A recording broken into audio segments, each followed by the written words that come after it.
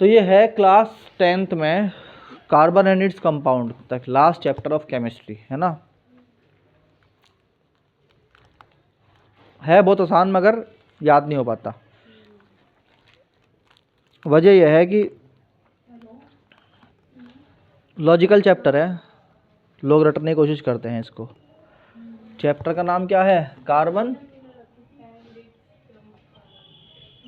And its compound.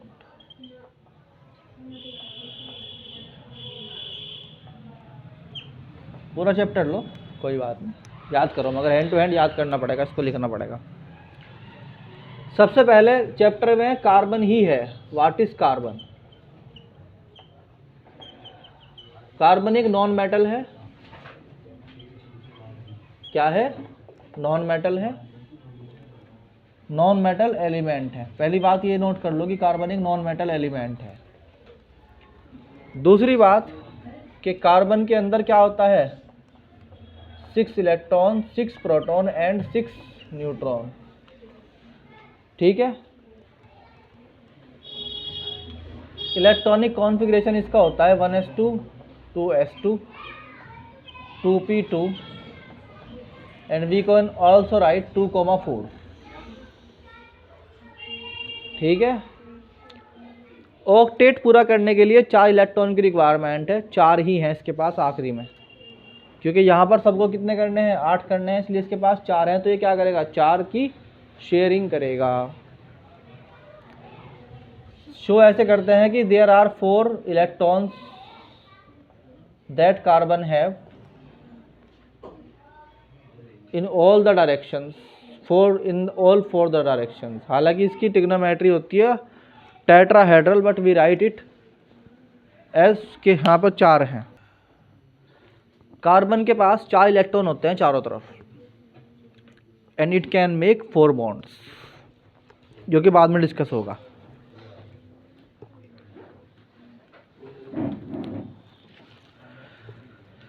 Now what is the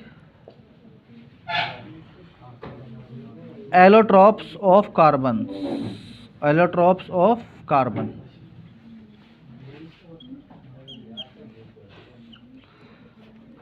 There are 3 allotropes of carbon. There are 3 allotropes of carbon. Number 1 Buckminster Florence. Number 2 is diamond, and number 3 is graphite.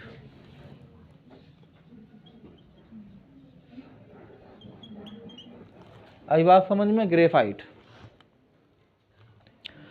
जो है, इनके बारे में main बात वो ये है कि एलोट्रॉप ऑफ कार्बन कहते हैं the pure form in which carbon is found in nature. Nature में जो कार्बन मिलेगा वो आपको इसी फॉर्म में मिलेगा। This is called pure form of carbon. ठीक। तीनों के बारे में एक खास बात है। डायमंड के बारे में कुछ बातें नोट कर लो। डायमंड क्या होता है? इट इज C60, यानी हम बोल सकते हैं इट इज मोस्ट रिजिड। सबसे ज़्यादा रिजिड क्या है? मटेरियल है ये। दुनिया में सबसे ज़्यादा रिजिड क्या है? ये मटेरियल है। इसे कोई नहीं काट सकता, ये सबको काट देगा। लोहा भी नहीं काट सकता, ये लोहे को ही काट देता है। नम है, इसका नाम है क्या? ठीक है, diamond. Number 2 is graphite. Graphite क्या होता है भाई? Graphite is another allotrope of carbon. Graphite is another allotrope of carbon.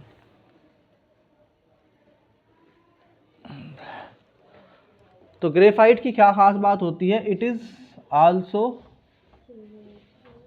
A pure form but it can pass electricity.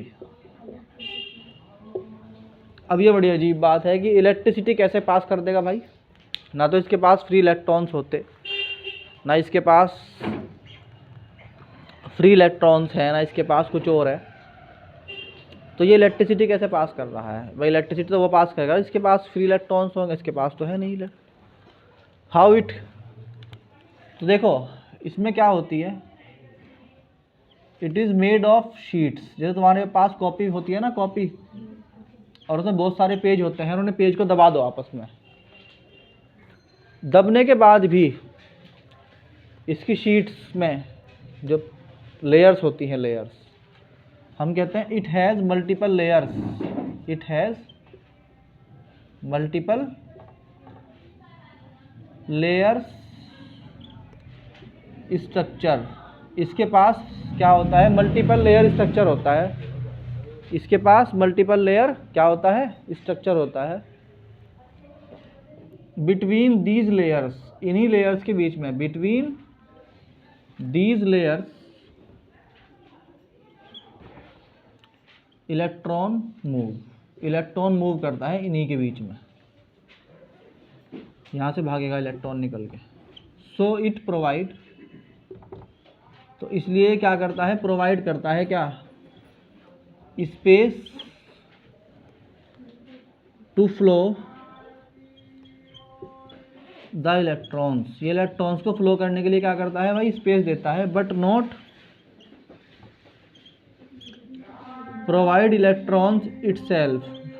Provide itself यानी अपने आप इलेक्ट्रॉन देता है। Does not provide electrons itself.